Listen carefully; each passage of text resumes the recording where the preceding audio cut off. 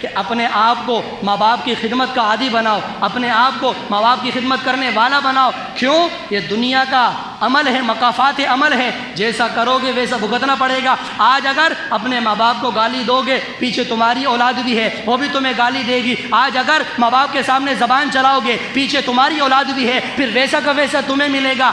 آج ہر بندہ مولوی صاحب سے کہتا ہے مولوی صاحب ایسا تعویذ دے، یہ سالا بچہ میرا مانتا نہیں، یہ مجھے گالی بکتا ہے معاذ اللہ، اور میرے سامنے زبان چلاتا ہے۔ میں نے کہا اپنا ماضی یاد کر، تو نے بھی تو بچپن میں ماں باپ کے ساتھ کچھ گڑبڑ کی ہوگی نا، تجھے اس کا صلہ مل رہا ہے۔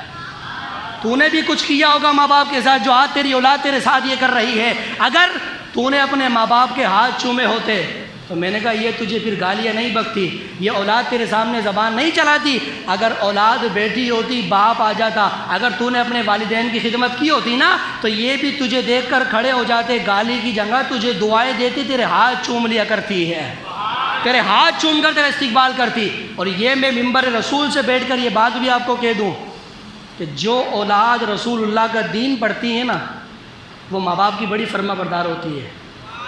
ماں باپ کی جو اولاد دین پڑھتی ہے، یونیورسٹی کالج والا بچے دیکھو، نوجوان ہمارے، کوئی یونیورسٹی میں ایم فل کر رہا ہے، کوئی پی ایچ ڈی کر رہا ہے، کوئی کیا کر رہا ہے، گھر پہ آ کے بوڑھے ماں باپ کو ایسے حرکت کر دے نا، وہ کیا کہتا تمہیں تو پتہ ہی نہیں ہے، تم پتہ نہیں کون سی دنیا میں جیتے ہو، تم تو جاہل ہو، تمہیں پتہ نہیں۔ میں نے کہا واہ جی واہ، آج تو یونیورسٹی پڑھنے لگ جائے تو باپ جاہل، آپ کو پتہ نہیں دوستوں کے سامنے کیسی زندگی گزارتے ہیں، میرے مہمان آئے، آپ کو اخلاق کا نہیں پتہ، آپ کو تمیز کا نہیں پتہ۔ میں نے کہا یہ آج یونیورسٹی پڑھ کے ماں باپ کو تعلیم سکھا رہا ہے، اور ایک وہ ہے جو رسول اللہ کا پھٹے ہوئے مصلے پر، ٹوٹی ہوئی چٹائی پر دال کھا کھا کر رسول اللہ کی حدیثیں پڑھتا ہے، اس کے سامنے جب باپ آتا ہے تو فوراً استقبال کے لیے کھڑا ہو جاتا ہے، فوراً کھڑا ہو جاتا ہے باپ کے استقبال کے لیے۔ ماں آتی ہے تو بات میں کرتا ہے، ہاتھ پہلے چومتا ہے۔ رسول اللہ کے منبر پر بیٹھ کر اپنی واہ کے لیے نہیں، تحدیث نعمت کے لیے، اللہ کا شکر ادا کرنے کے لیے بات کہہ رہا ہوں۔ میں آج الحمدللہ اتنا بڑا ہو گیا ہوں، لیکن آج تک جب بھی گھر سے نکلتا ہوں تو والدہ کے ہاتھ چومتا ہوں، پھر گھر سے نکلتا ہوں۔ خدا کی عزت کی قسم حضور کے منبر، یہ اپنی واہ کے لیے نہیں، اللہ کا شکر ادا کرنے کے لیے۔ گھر میں کوئی مہمان بیٹھا ہو، چاہے کوئی بھی بیٹھا ہو، میں فوراً جاتا ہوں، ہاتھ چومتا ہوں، میری ماں سر پر ہاتھ رکھتی ہے۔ خدا کی قسم اس وقت اتنا اللہ کا کرم ہوتا ہے، اتنا کرم ہوتا ہے، جو میں نے کہا کہ جو بندے کی سوچوں سے بندوں کو نہیں ملتا، ماں کے سر پر ہاتھ رکھنے سے اللہ تعالیٰ فرما دیتا ہے۔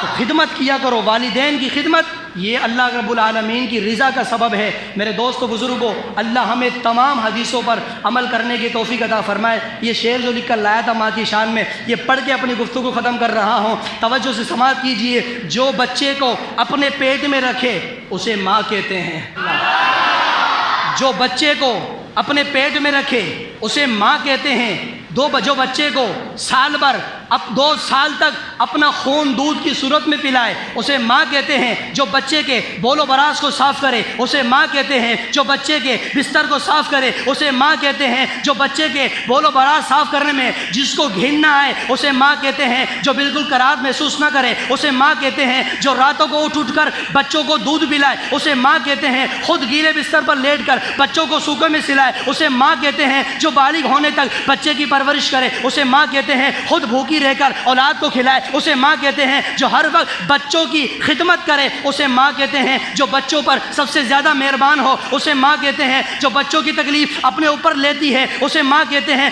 بچپن میں اپنے اوپر سے مکھی نہیں اڑا سکتا ہے، ارے تجھے ہر گندگی سے جو بچاتی ہے اسے ماں کہتے ہیں۔ جو اولاد کے ٹھنڈے گرم کا لحاظ رکھے اسے ماں کہتے ہیں۔ جو ہر وقت اللہ کی بارگاہ میں اولاد کے لیے دامن کو پھیلاتی ہے اسے ماں کہتے ہیں۔ جو اولاد کی خاطر اپنا سب کچھ قربان کر دیتی ہے اسے ماں کہتے ہیں۔ جب موت کی آغوش میں جو تھک کے سو جاتی ہے اسے ماں کہتے ہیں۔ مرنے کے بعد جسے سکون ملتا ہے اسے ماں کہتے ہیں۔ ارے جب اولاد کو چوٹ لگتی ہے، جس کو تکلیف ہوتی ہے اسے ماں کہتے ہیں۔ ارے ہم خوشی میں یاد رکھے نہ رکھے لیکن جب مصیبت پڑتی ہے سر پر اس وقت جو یاد آتی ہے اسے ماں کہتے ہیں۔ ارے شکریہ ماں کا ادا نہیں ہو سکتا ہے، جو مرتے مرتے بھی اولاد کو جینے کی دعا دے جاتی ہے اسے ماں کہتے ہیں۔ اور مجھے کہنے دیجئے کہ اللہ رب العالمین کے محبوب نے اللہ کی جنت کو عرشوں سے کھینچ کر جس کے قدموں کے نیچے سجا دیا ہے اس عورت کو ماں کہا جاتا ہے۔